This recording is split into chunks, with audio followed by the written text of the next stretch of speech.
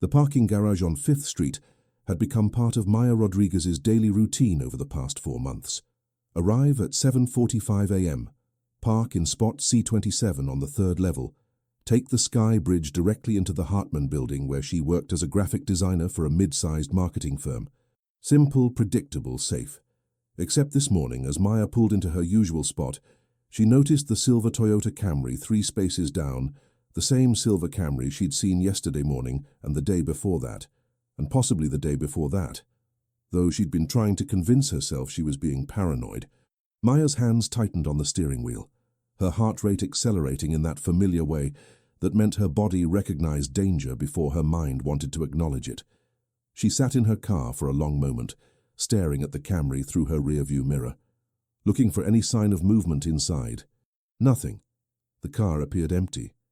"You're being ridiculous," Maya muttered to herself, gathering her laptop bag and coffee. "It's a public parking garage. Lots of people park silver Camrys here." But as she walked toward the Sky Bridge, she couldn't shake the feeling of being watched. The sensation crawled up her spine, making her hyper-aware of every footstep echo, every car door closing, every shadow that might contain a threat. She'd felt this way for 3 years with Derek, constantly monitored, constantly on edge, never knowing when his mood would shift from charming to controlling to something darker. The 6 months since she'd left him, since she'd fled Houston with nothing but 2 suitcases and a bus ticket to Seattle, were supposed to have given her distance. Safety, the space to stop looking over her shoulder. But Derek had found her social media accounts within a month.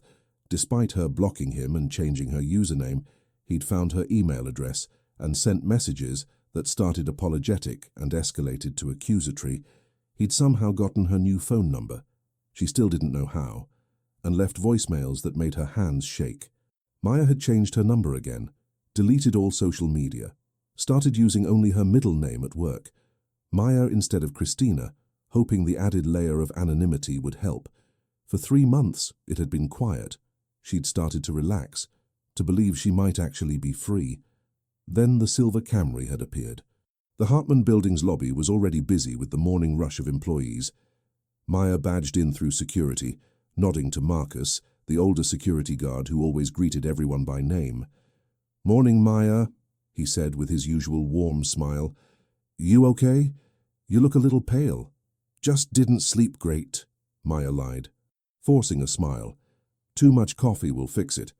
"Well, you know where to find me if you need anything," Marcus said, and Maya felt a small measure of comfort.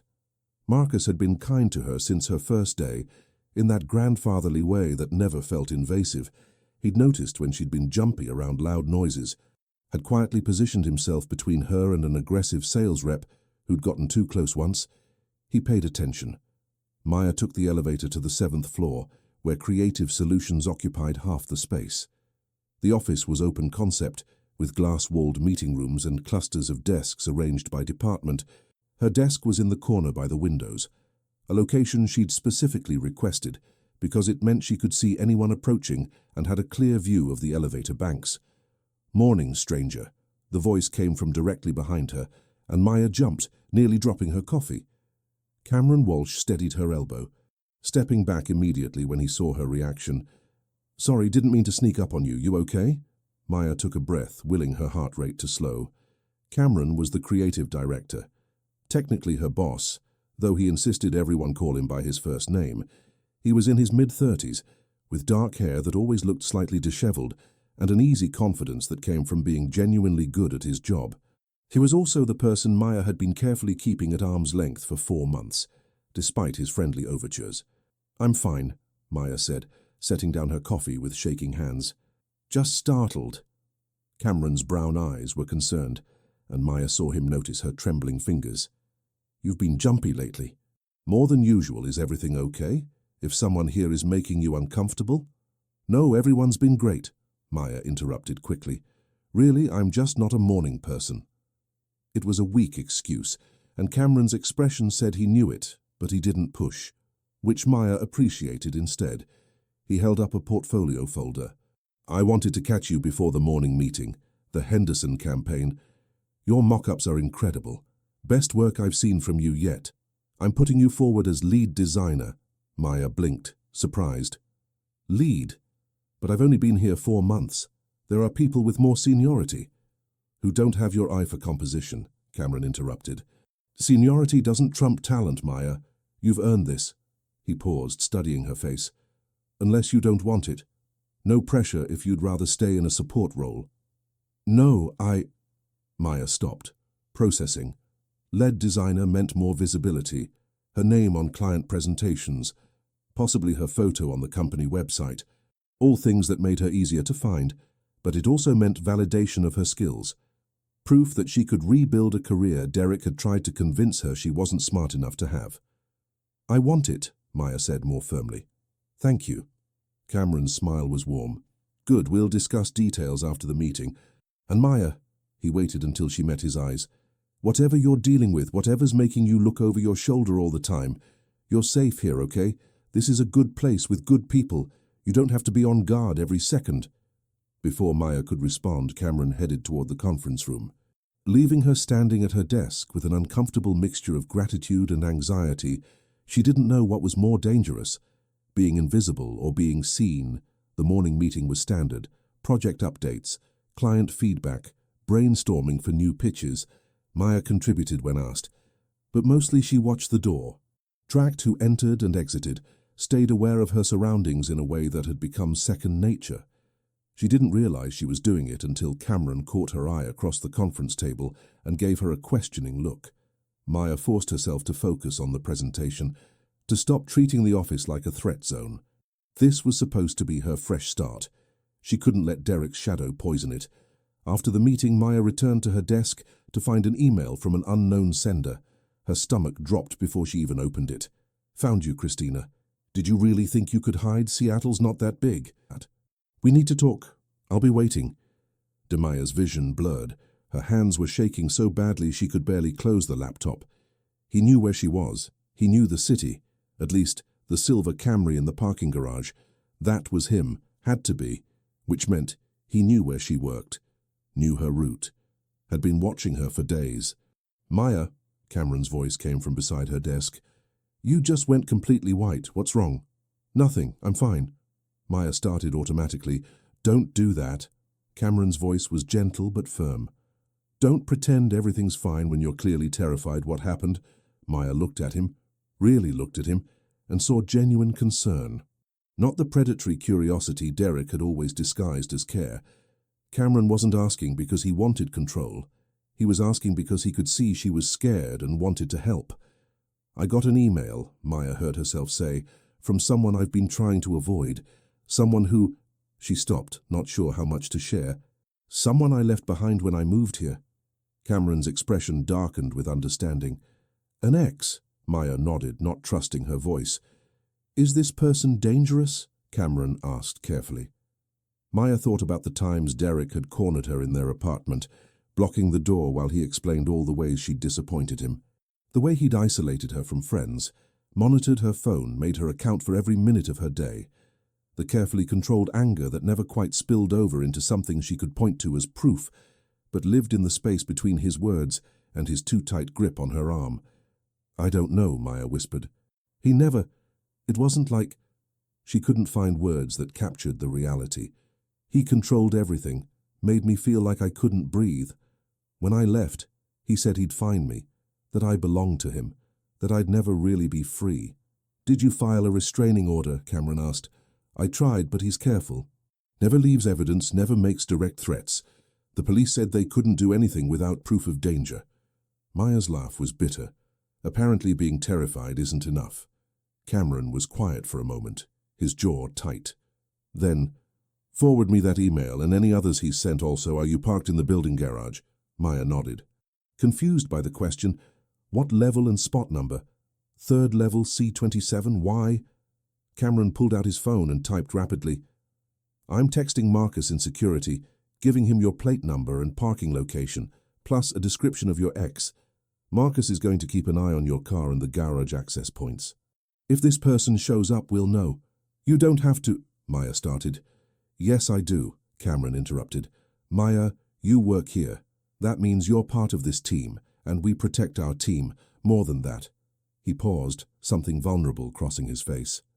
I care about you being safe, not just as an employee. As a person, I've come to respect and want to know better. Maya's breath caught. Cameron, I'm not asking for anything, Cameron said quickly. I know you're dealing with a lot. I just need you to know you're not alone in this. Whatever this person thinks he can do, he's wrong. You have people in your corner now. Before Maya could respond, her phone buzzed. A text from an unknown number. Nice office, 7th floor, corner desk. We really do need to talk, Christina. Soon. Maya's hands went numb. He was here, in the building or watching it, close enough to see her desk location. Cameron saw her expression and gently took the phone from her shaking hands. His face went hard as he read the message. Stay here, he said, his voice calm but steel-edged. Don't leave this floor. I'm getting Marcus and we're checking the building. Cameron, you don't understand. He's manipulative. He'll make it seem like I'm overreacting, like we just need to talk. I don't care what he says, Cameron replied. He's stalking and harassing you. That's not a conversation. That's a crime. Stay at your desk where there are people around. I'll be back in 10 minutes. Cameron strode toward the elevators, already on his phone. Maya sank into her desk chair, trying to control her breathing. Her co-worker Jennifer appeared at her cubicle entrance, concern on her face. Hey, are you okay? Cameron just went by looking intense. I'm fine, Maya said automatically, then stopped. Actually, no, I'm not fine. Can you stay here with me for a few minutes? I don't want to be alone right now. Of course. Jennifer pulled up a chair without hesitation. What do you need? What Maya needed was to disappear again, to run like she'd been running for 6 months. But she was tired of running, tired of letting Derek's presence, even from a distance, control her life. Just stay, Maya said quietly. Please. 15 minutes later, Cameron returned with Marcus. Both men looked serious but not panicked. We checked the visitor logs, Marcus said, his grandfatherly demeanor replaced by professional security mode. No one matching the description you gave has badged into the building today. We also reviewed garage camera footage, that silver Camry you mentioned. Registered to a company 2 floors down, different person, coincidence. Maya felt simultaneously relieved and more anxious. But the email, the text, he knows where I work, what floor? Could be guessing based on LinkedIn or company website, Cameron said. Your position is listed there with the company name. He might know the general area, but not specifics. We've had it trace the email and phone number, both coming from disposable accounts. But they're documenting everything for a potential police report. In the meantime, Marcus added, I'm personally walking you to and from your car every day, no arguments. And Cameron's asked me to upgrade building security. We're requiring photo ID check against visitor lists, not just badge-in access. Maya looked between them, overwhelmed. You're changing building security protocols because of me. We're improving security that should have been better anyway, Cameron corrected. You just gave us the push to actually do it. But yes, Maya, we're taking this seriously because you matter. Your safety matters. For the first time in 6 months, Maya felt something other than fear. She felt protected, not controlled, not owned, but genuinely protected by people who respected her enough to believe her without demanding proof. Thank you, she whispered. Don't thank us yet, Cameron said. We're just getting started. This person wants you scared and isolated. We're going to make sure you're neither, starting with making sure he understands you're not alone anymore. Maya wanted to believe it was that simple, but she knew Derek. Knew his patience, his persistence, his absolute certainty that she would eventually come back because she always had before. What Derek didn't know was that Maya had changed. She'd spent 6 months building a life without him, remembering who she'd been before his control had made her forget. She had a job she loved, co-workers who cared, and for the first time someone willing to stand between her and the person who'd made her afraid. Derek thought he could intimidate her back into his orbit. He was about to learn exactly how wrong he was, but as Maya looked at her phone, the unknown number still displayed, the threat still hanging, she wondered if confidence was enough. If Cameron's protection and Marcus's vigilance would be sufficient when Derek finally made his move. Because Derek always made his move, it was only a question of when. 3 days passed with no further contact from Derek, and Maya began to wonder if the increased security measures had actually deterred him. Marcus walked her to her car every evening, and Cameron made a point of checking in throughout each day. Casual enough not to draw office gossip, but frequent enough that Maya felt watched over rather than watched. On Thursday afternoon, Maya was deep into revisions on the Henderson campaign when her desk phone rang. The internal line showing an extension she didn't recognize. "Maya Rodriguez," she answered, still focused on her screen. "Christina." Derek's voice came through the line, smooth and familiar, and Maya's blood turned to ice. "Don't hang up. I just want to talk." Maya's hand froze on the mouse. Her heart hammered so hard she could hear it in her ears. "How did you get this number?" "I called the main line, asked to be transferred to you, said I was a potential client." Derek's tone was reasonable, almost amused. "It wasn't difficult. You're not as hidden as you think you are." Maya's eyes darted around the office. Jennifer was at her own desk. Headphones on, 2 other designers were in a meeting room. Cameron's office door was closed. He was on a client call. "I have nothing to say to you," Maya said quietly, trying to keep her voice steady. "Please don't contact me again." "Don't be dramatic, Christina. I'm not trying to hurt you. I'm trying to help you. This whole running away thing, it's beneath you. You're better than working at some mediocre firm in Seattle, hiding behind a different name like you're in witness protection." "I'm not hiding. I'm living my life without you." Maya's voice was stronger now, anger cutting through fear. "And it's Maya. I'm using my middle name because I prefer it. Not everything is about you." "Isn't it, though?" Derek's voice dropped to that intimate tone he'd always used when he wanted to seem vulnerable. "Come on, Christina. You left without a word, blocked me on everything, changed your number. All that effort to avoid me. That's about me. You can't stop thinking about us, about what we had." "What we had was you controlling every aspect of my life," Maya said, her grip tightening on the phone. "Reading my texts, deciding who I could see, where I could go, what I could wear. That wasn't a relationship, Derek. That was a prison." "I loved you," Derek said, and she heard the shift in his tone, the first hint of that simmering anger he always kept just beneath the surface. "Everything I did was because I loved you, because I wanted to protect you, keep you safe from people who would take advantage of you. And this is how you repay me, by running away and playing house in a new city." "I'm hanging up now," Maya said. "Wait," Derek's voice sharpened. "Don't you dare hang up on me. We're not done talking." "Yes, we are." Maya's hand was shaking as she moved to end the call. "I'm outside your building right now, Christina. I can see the entrance, see all those people coming and going, completely unaware that you're up there pretending to be someone you're not. How long do you think it'll take me to get past security, to come up there and have this conversation in person?" Maya's breath stopped. She stood, phone still pressed to her ear, and moved to the window. 7 floors down, she could see the main entrance, the plaza with its fountain and benches. And there, standing near the corner, was a figure in dark clothes and a baseball cap, phone to his ear, looking up at the building, looking right at her window. "I see you," Derek said, his voice softening again. "Look at you, standing by that big window in your corner office. You've done well for yourself." "I'm proud of you, Christina. You always were talented, even if you didn't believe it. But you had to run away to prove it. That's the part I don't understand. Why couldn't you just trust me? Trust us?" Maya's vision tunneled. Her free hand gripped the window frame to keep herself steady. "I need you to leave," she said, her voice barely above a whisper.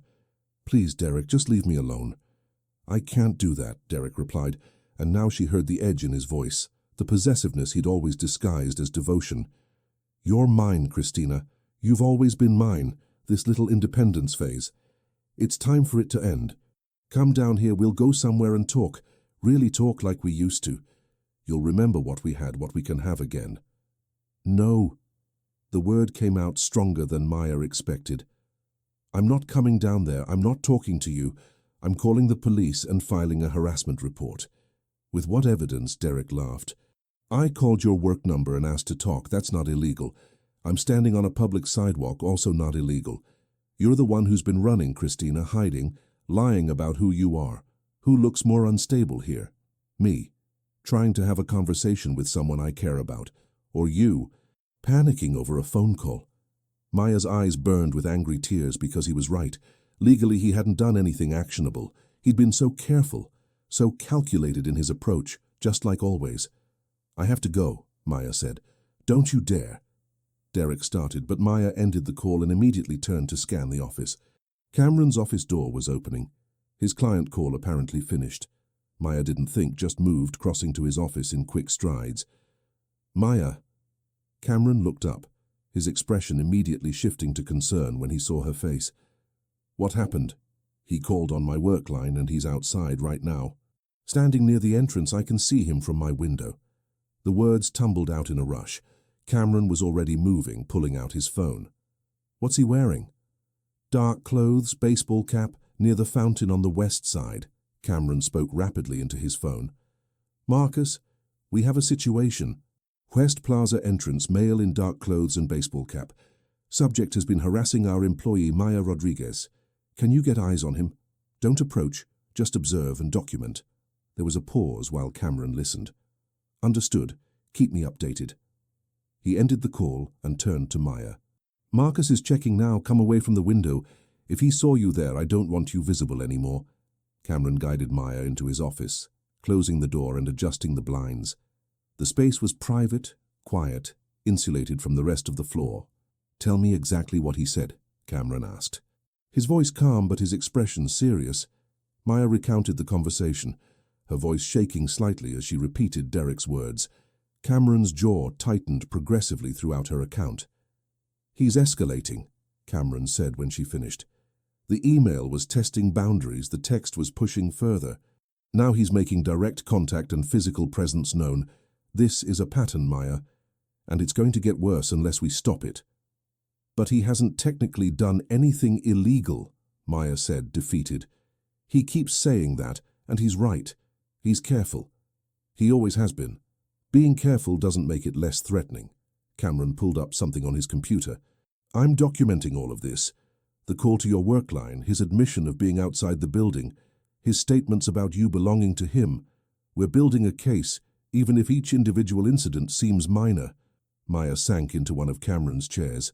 "He's never going to stop. I could move again, change everything again, and he'd still find me. He told me that when I left, that I could run to the ends of the earth and he'd still bring me back." "He's wrong," Cameron said firmly. "He's not bringing you anywhere. You're not his to bring back. You're a person with autonomy and rights, and what he's doing, stalking, harassing, trying to control you from a distance. That's not love, Maya, that's obsession." "I know that," Maya whispered. "I do know that. But knowing it doesn't make him go away." Cameron was quiet for a moment. Then, "What if we confronted him? Not physically, not dangerously, but what if someone made it clear to him that you're not isolated anymore? That there are people watching out for you who won't be as easy to manipulate as he thinks. He'll just see it as interference," Maya said. "Something to work around. He's patient, Cameron. He'll wait for an opening, for a moment when no one's watching. Then we don't give him that moment." Cameron's voice was resolute. "Maya, I need you to understand something. I'm not going to let this person terrorize you. Not on my watch, not in my building, not while you're part of my team." "This isn't your responsibility," Maya started.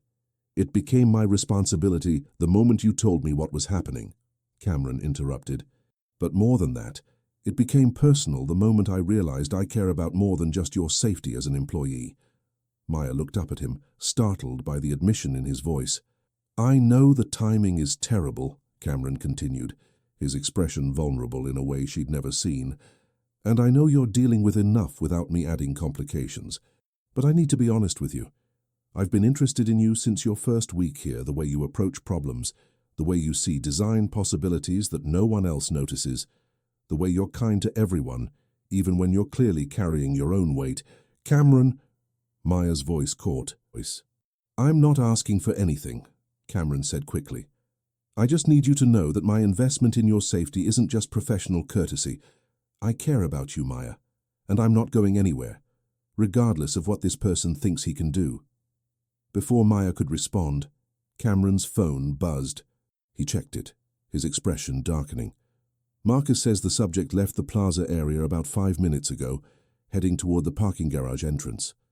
Cameron's eyes met Maya's. "He's trying to access the building." Maya's stomach dropped. "He knows I park on the 3rd level. He's been watching, and we've been preparing." Cameron was already typing rapidly on his phone. "Marcus is at the garage entrance," Security protocols are in place. He's not getting past the checkpoint without proper ID and authorization. They waited in tense silence, Cameron's phone in his hand, Maya's heart racing with each passing second. Finally, the phone buzzed again. Marcus says subject approached the garage entrance. Was turned away when he couldn't provide employee ID or valid visitor authorization. He attempted to argue, saying he was meeting someone inside. Marcus held firm. Subject left the area. Last seen heading east on 5th Street. Maya exhaled shakily. This isn't over. He's just going to try something else. Probably, Cameron agreed. But each time he tries something and fails, we document it. Each time he makes a threat or shows up where he shouldn't be, we add it to the evidence file. Eventually, it will be enough for a proper restraining order with enforcement teeth. What if eventually takes too long? Maya asked quietly. What if he does something before we have enough evidence? Cameron moved closer, crouching beside her chair so they were at eye level. Then I'll be there. Marcus will be there. We have security cameras, access logs, multiple witnesses. Maya, you're not facing this alone anymore. This person wants you to feel isolated and helpless. We're making sure you're neither. Maya felt tears threatening. I don't know how to let people help me. I spent so long with Derek making me believe I couldn't trust anyone, that everyone would eventually hurt me or leave. It's hard to... Her voice broke. It's hard to believe this is real, that you're not going to decide I'm too much trouble. You're not trouble, Cameron said gently. You're someone dealing with a difficult situation with remarkable courage. Do you know what I see when I look at you? I see someone who left an impossible situation, rebuilt their entire life from scratch, and is still showing up every day doing brilliant work despite being terrified.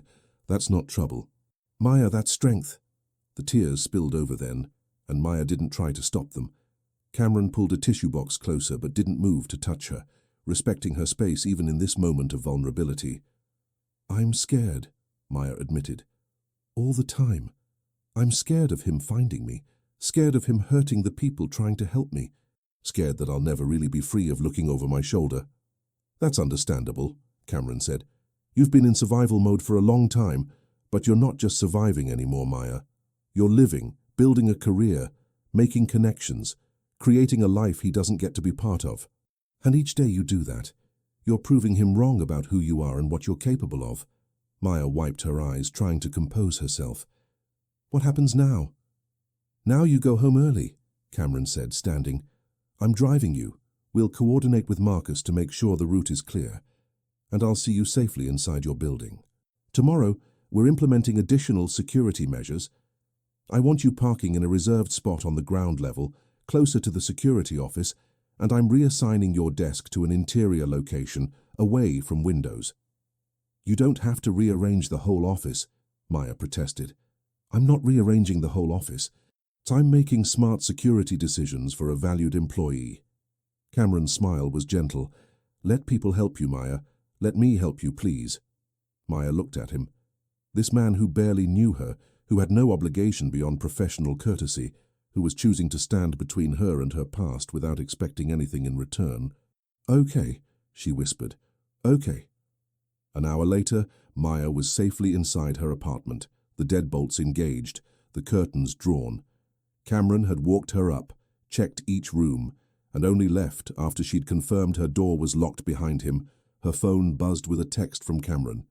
You're safe now. Get some rest. I'll see you tomorrow. And Maya, you're not alone in this, remember that. Maya stared at the message for a long moment, something warm and unfamiliar blooming in her chest. Hope? Maybe? Or the beginning of trust? Outside, somewhere in Seattle. Derek was planning his next move. Maya knew that. Knew him well enough to understand he wouldn't simply give up. But for the first time since leaving Houston, Maya had something Derek couldn't anticipate. People who believed her, who stood with her, who saw her worth beyond what she could give them. And maybe, just maybe, that would be enough.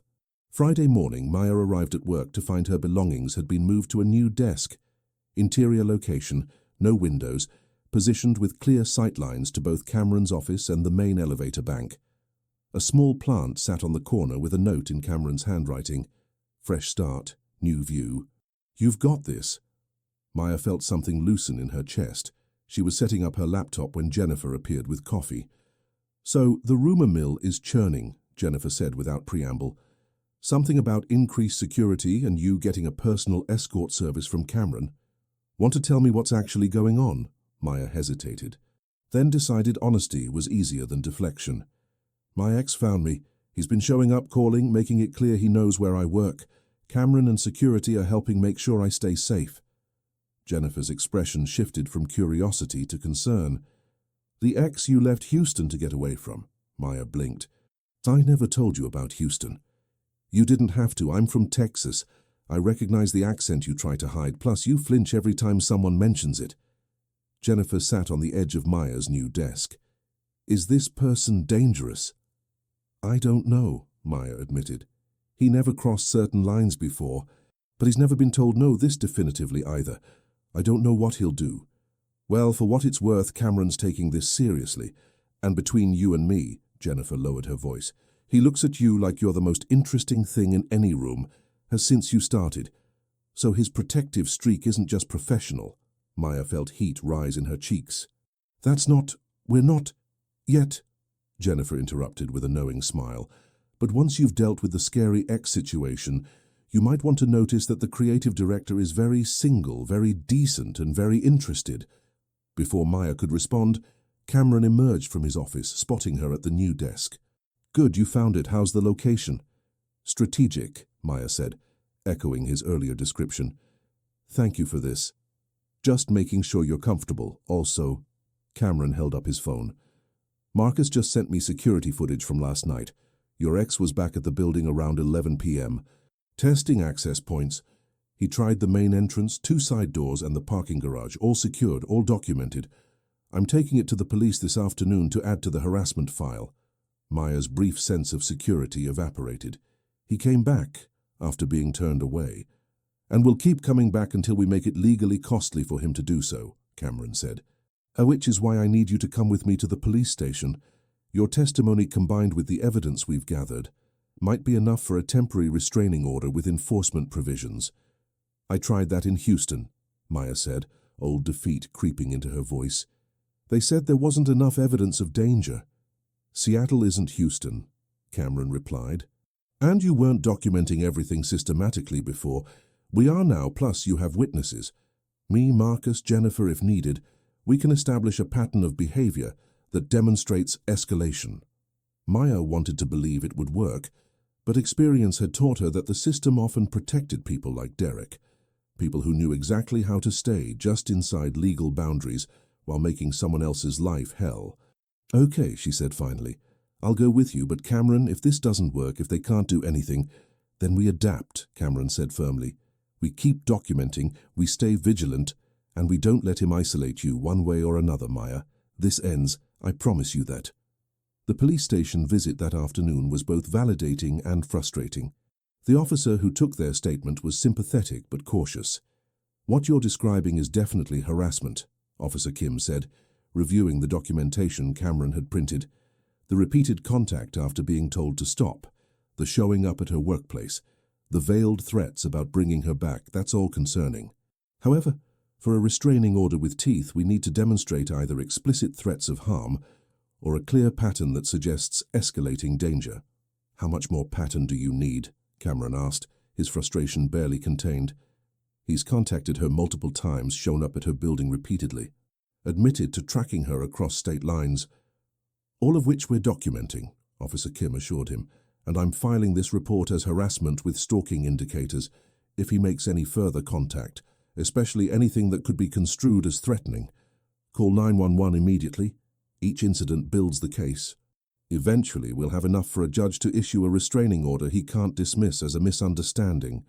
"Eventually," Maya repeated hollowly. "What do I do in the meantime?" "What you're already doing," Officer Kim said. "Stay aware. Don't engage with him. Document everything. And keep people around you informed so you're not isolated. Most importantly, trust your instincts. If something feels wrong, call us. We'd rather respond to 10 false alarms than miss the one real threat." As they left the station, Maya felt the weight of "eventually" pressing down on her. How many more incidents? How much more fear before the system finally intervened? "I know that wasn't the outcome you wanted," Cameron said as they walked to his car. But it's progress, Maya. It's documentation that didn't exist before.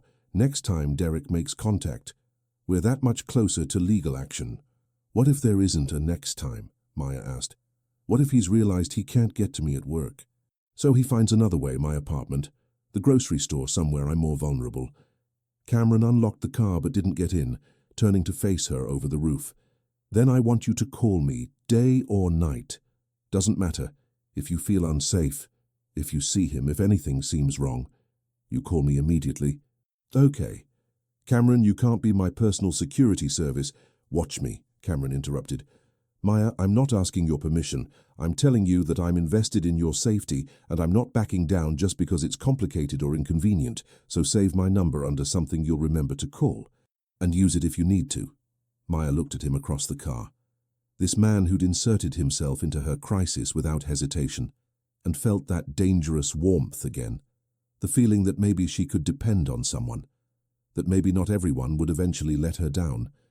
Why are you doing this? She asked quietly. Really, it can't just be because I work for you. Cameron was silent for a long moment, then, my sister had an ex like yours, controlling, obsessive, impossible to escape. She tried to handle it alone because she was embarrassed, because she thought she should be strong enough to deal with it herself.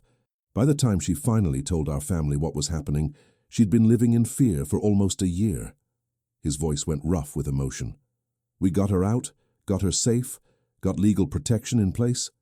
But that year of isolation, of thinking she had to handle everything alone, it damaged her in ways that took years to heal.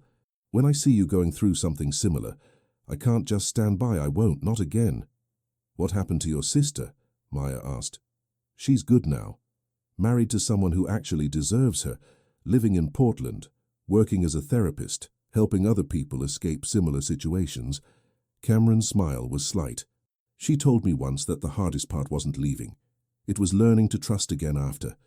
Learning that not everyone who offered help wanted something in return. That is hard, Maya admitted. Derek made me feel like I owed him everything. My time, my attention, my entire self. The idea of depending on someone without that debt feels dangerous. That's not depending, Cameron said. That's being controlled. Real support doesn't come with conditions, Maya. It's freely given because the other person values you, not because they want to own you. They got in the car, and Cameron drove Maya back to the office in comfortable silence. She was processing everything. The police report. Cameron's revelation about his sister, the realization that accepting help didn't make her weak. When they pulled into the parking garage, Cameron put the car in park but didn't immediately get out. I need to tell you something else, he said. And please don't read more into this than I intend. But I'm not offering to help you just because of my sister. I'm doing it because somewhere over the past 4 months you've become important to me. Your safety, your happiness, your ability to live without fear. Those things matter to me personally. Maya's breath caught. Cameron, I know the timing is terrible, he continued. I know you're dealing with enough without me adding emotional complications. But I also know that Derek is going to keep trying to make you feel isolated and helpless. So I need you to know you're neither. You matter to me, Maya, a lot. And whenever you're ready, if you're ever ready, I'd like to explore what that means. Maya looked at him. This man who'd believed her without question, who'd restructured office security to protect her, who'd stood beside her at the police station like it was the most natural thing in the world. I'm not ready now, she said honestly. I need to deal with Derek first. Need to feel safe again before I can think about this. About us? I know, Cameron said gently. And I'm not going anywhere. Take whatever time you need. I'll be here. They were heading to the elevator when Cameron's phone rang. Marcus's name on the screen. Cameron, we have a situation, Marcus said without preamble, his voice tight. Your friend Derek just showed up at the main security desk with flowers and a story about surprising his girlfriend. He's insisting we call up to Maya's extension to verify his story. I've got him contained in the lobby, but he's getting agitated. Cameron's expression went hard. We're coming down. Don't let him leave, but don't engage beyond keeping him there. Call building security backup if he tries to push past. They took the elevator to the lobby, and Maya felt her heart racing with each descending floor. This was it. the confrontation she'd been dreading and expecting in equal measure. The lobby was busy with late afternoon traffic, but Maya spotted Derek immediately. He stood at the security desk, holding an elaborate bouquet of roses. Her favorite, because of course he remembered, looking every inch the concerned boyfriend, handsome, well-dressed. The picture of reasonable concern until he saw her, and his expression shifted into something colder. "Christina," Derek said, his voice carrying across the lobby. "Finally, I've been trying to reach you for days. We need to talk." "It's Maya," she said, proud that her voice didn't shake. "And we have nothing to talk about. I asked you to leave me alone. You're not respecting that." "Not respecting?" Derek laughed. But there was an edge to it. "I drove 16 hours to see you, to bring you your favorite flowers, to try to fix what you broke when you ran away, and you're talking about respect." "She broke nothing," Cameron said, moving to stand slightly in front of Maya, not blocking her, but making his presence known. "And she's asked you multiple times to stop contacting her. You're harassing her and you need to leave." "Now," Derek's eyes narrowed as he assessed Cameron. "And you are?" "Someone who's making sure Maya stays safe," Cameron replied calmly. "Which means you're leaving this building and not coming back." "I don't think you understand the situation," Derek said, his reasonable tone fraying. "Christina and I have history. We have a relationship. You're just some guy from her office who doesn't know anything about us." "I know enough," Cameron said. "I know she left you 6 months ago. I know she's told you repeatedly to stop contacting her. I know you've been stalking her workplace, calling her, showing up uninvited. That's not a relationship. That's harassment." "You don't know what you're talking about," Derek snapped, his composure finally cracking. "Christina, tell him this is a misunderstanding, that we just need to talk privately." "No," Maya said, stepping forward so she was beside Cameron rather than behind him. "There's no misunderstanding, Derek. I left you because you were controlling and manipulative. I moved to Seattle to start over without you. I've asked you to leave me alone, and you've ignored that repeatedly. This isn't romantic, it's stalking, and it needs to stop." Derek's face flushed. "After everything I did for you? After I supported your career, helped you through your anxiety, loved you when no one else would. This is how you repay me, by humiliating me in front of strangers." "You didn't support my career," Maya said, and she felt Cameron's solid presence beside her giving her courage. "You tried to control it. You read my work emails, told me which projects to take, made me doubt my own abilities so I'd depend on you. That's not support, that's manipulation." "I was protecting you," Derek started. "From what?" Maya interrupted. "From having my own life, my own choices, my own identity separate from you. That's not protection, Derek, that's ownership, and I'm not something you get to own." Derek took a step forward and immediately Marcus was there, hand on his service radio. "Sir, you need to stay back," Marcus said firmly. "This is private property. You've been asked to leave, and if you don't comply immediately, I'm calling the police for trespassing." "You can't do this," Derek said, but his bravado was faltering. "Christina, please, just 5 minutes alone. We can work this out." "My name is Maya," she said clearly. "And we're done, Derek.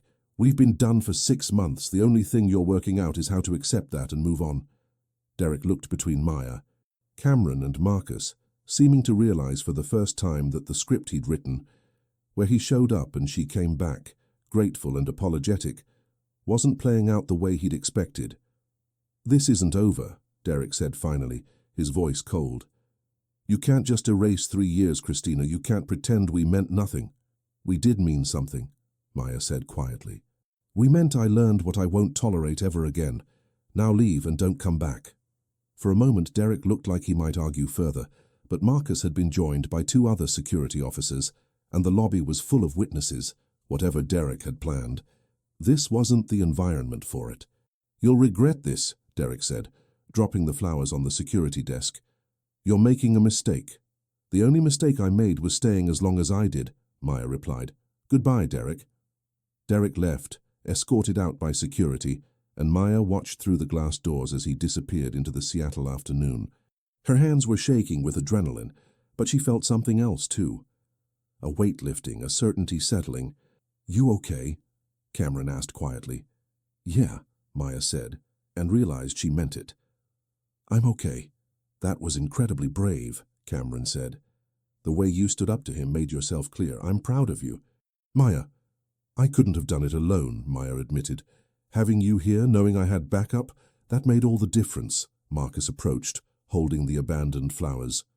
"What do you want me to do with these?" Maya looked at the roses.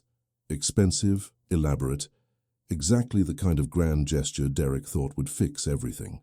They represented everything she'd left behind. The illusion of romance that masked control, the appearance of devotion that hid possession. "Throw them away," Maya said. "I don't want them." Over the following weeks, there were no more calls, no more appearances, no more messages. Derek's lawyer contacted Maya's newly acquired attorney, arranged through Cameron's connections, with formal agreement to cease all contact. The police file remained open but inactive. Slowly, Maya began to relax, to walk to her car without looking over her shoulder constantly, to answer her phone without checking the number 3 times first, to sleep through the night without jumping at every sound. And somewhere in that healing, as she grew more certain of her safety, she noticed Cameron, really noticed him, the way he checked on her without hovering, the way he respected her boundaries while making his interest clear, the way he made her laugh at design meetings and challenged her to be better without making her feel inadequate. 3 months after Derek's confrontation in the lobby, Maya found herself having dinner with Cameron at a quiet restaurant, the conversation flowing easily from work to life, to hopes for the future. "Can I ask you something?" Cameron said as they shared dessert. "And you can absolutely say no, but I'd like to take you out again officially as a real date. Not just colleagues having dinner." Maya felt that flutter of nervousness, but underneath it was something stronger, certainty. "I'd like that," she said. "I'm ready for that." Cameron's smile was brilliant. "Yeah." "Yeah." Maya reached across the table, taking his hand. "You've been patient with me. Cameron, you've stood beside me without expecting anything in return. You've shown me what actual support looks like, what respect feels like. I want to see where this goes." "We'll go slow," Cameron promised. "Whatever pace you need." "I know you will," Maya said. "That's why I'm ready." 6 months later, Maya stood in her new apartment, one with actual sunlight and space, one she'd chosen because she loved it, not because it felt like a good hiding place, helping Cameron hang artwork on the walls. "Higher on the left," she directed, and he adjusted with good-natured patience. "You know, you could just do this yourself," he pointed out. "I could," Maya agreed, "but I like watching you take direction." Cameron laughed, securing the frame and stepping back to assess. "Better. Perfect." Maya moved into his space, wrapping her arms around him. "Thank you for helping with this." "Any time," Cameron said, kissing her forehead. "Though I still think you should let me officially move in. I'm here most nights anyway." "I'm not ready for that yet," Maya said honestly, "but I'm getting there. I just need time to make this space fully yours first," Cameron finished. "I know, and I'm not pushing, just making my interest in cohabitation known for future reference." Maya looked around the apartment, her space, her choices, her life rebuilt on her own terms. It had taken a year, therapy, legal proceedings, and the consistent support of people who believed in her. But she'd done it. She'd escaped Derek's shadow and built something real and solid in its place. "I love you," she said, the words still new but getting easier each time. "Just so you know," Cameron's smile was everything. "I love you too, and I'm not going anywhere." "I know," Maya said, "that's the best part." Outside, Seattle stretched before them, full of possibility, full of future, full of the life Maya had fought so hard to claim as her own. Derek was a closed chapter, a reminder of survival rather than a continuing threat. And Maya was finally truly free.